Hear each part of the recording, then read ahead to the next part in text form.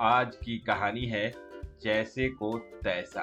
एक बार की बात है, एक गांव में गरीब किसान रामू रहता था। उसकी दो बेटियां थी। जब वह अपनी पहली पुत्री का विवाह कर रहा था तो उसे कुछ बर्तनों की आवश्यकता पड़ी। उसने पास के एक साहूकार से किराए पर कुछ बर्तन ले लिए। विवाह के बाद उसने साहूकार के बर्तन वापस कर दिए, जिसके साथ किसान के छोटे छोटे बर्तन भी चले गए। जब वह किसान अपने छोटे बर्तन को लेने गया तो साहूकार ने कहा, नहीं, ये तो मेरे बर्तनों के छोटे बच्चे हैं। यह कहकर उसने किसान को धक्के मारकर अपने घर से बाहर निकाल दिया। कुछ वर्षों के बाद रामू ने अपनी दूसरी पुत्री का विवाह किया और फिर से उसी साहूकार से बर्तन किराए पर लिए। साहूकार ने बर्तन देते समय सोचा, अच्छा मर्द मिला है, पिछली बार बर्तन दे गया था, इस बार सारा सामान दे जाएगा।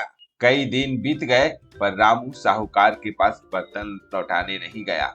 चिंतित साहूकार रामू के पास गया और बर्तनों के बारे में पूछा, रामू, तुमने अभी तक मेरे बर्तन क्यों नहीं वापस किए? किसान का जवाब था, सेठ जी, आपके बर्तन तो कब के मर गए। देख रामू, तू मुझे बेवकूफ नहीं बना सकता।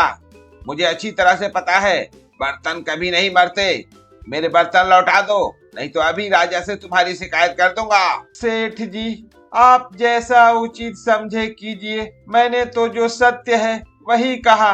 आपके बर्तन तो कब का मर गए। अगर आपको फिर भी विश्वास नहीं है तो चलिए राजा के पास चलते हैं। किसान रामू और सेठ दोनों राजा के पास गए। राजा को अपनी बात दोनों ने बताया। सेठ ने राजा से कहा, महाराज, ये रामू धूर्त और चोर किस्म का इंसान है। इसको मैंने अपना बर्तन किराए पर इसकी बेटी की विवाह के लिए दिया था। रामू ने यह कहकर मेरे बर्तन वापस करने से मना कर दिया कि मेरा बर्तन मर गया। अब आप ही बताइए महाराज, क्या ये संभव है? बर्तन क्या कभी मरा करते हैं? तभी रामू ने कहा, महाराज, बात कुछ साल पुरानी है।